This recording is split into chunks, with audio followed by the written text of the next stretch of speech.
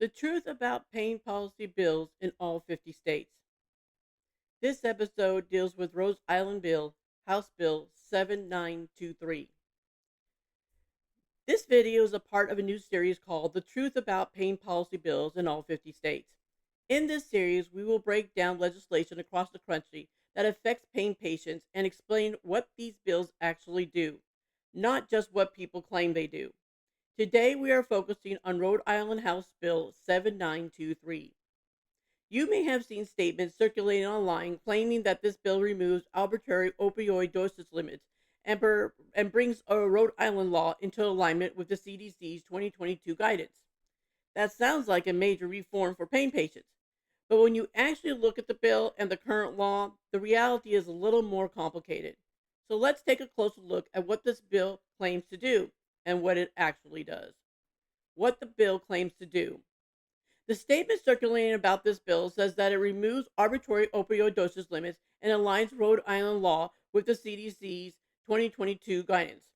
On the surface, that sounds like a major shift away from the rigid prescribing rules, but that description leaves out some very important contents. What the law currently says. Rhode Island already has a strict rule for acute pain prescriptions. Under current law, initial outpatient opioid prescriptions for adults cannot exceed 30 mme per day and a total of 20 dosages.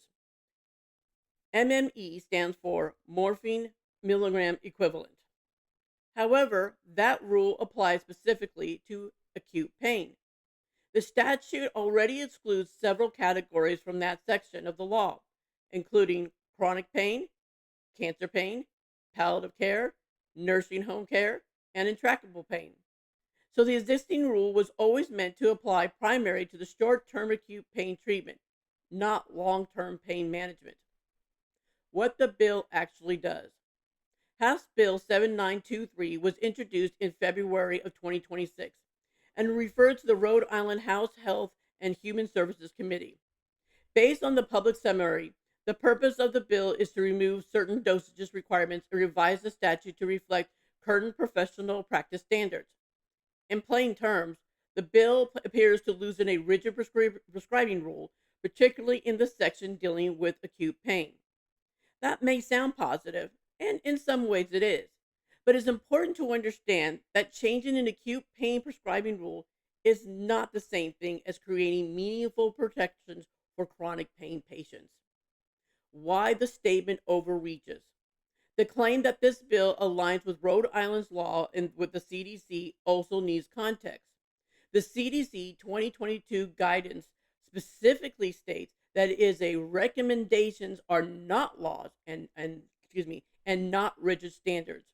The CDC also warns against turning dosage guideposts into hard legal ceilings or using them to justify rapid tapering or abrupt discontinuation. So while removing a rigid number in statute may move towards more flexibility, that doesn't mean the state has adopted the full patient-centered approach the CDC actually recommends. The bigger issue for pain patients.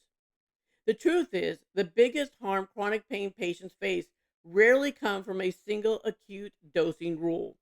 They usually come from issues like forced tapering, pharmacy refusals, insurance interference, PDMP red flag systems, and doctors practicing medicine under fear of punishment. Until laws address those deeper structural problems, chronic pain patients will continue to face barriers to proper care. So while this bill appears to scale back a rigid prescribing rule, it does very little to address the larger challenges chronic pain patients face. And that distinction matters. Because when we talk about reform, we should be honest about what legislation actually accomplishes and what still needs to be done. Over the course of this series, we will continue examining pain policy bills from across the country, looking at what they promise, what they actually do, and what they leave out.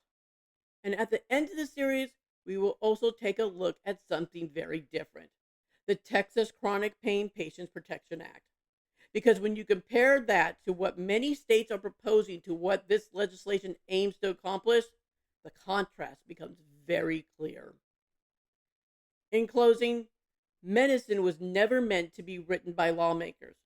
It was meant to be practiced by doctors and trusted by patients. And until that principle is restored, this fight is not over. Thank you for joining us.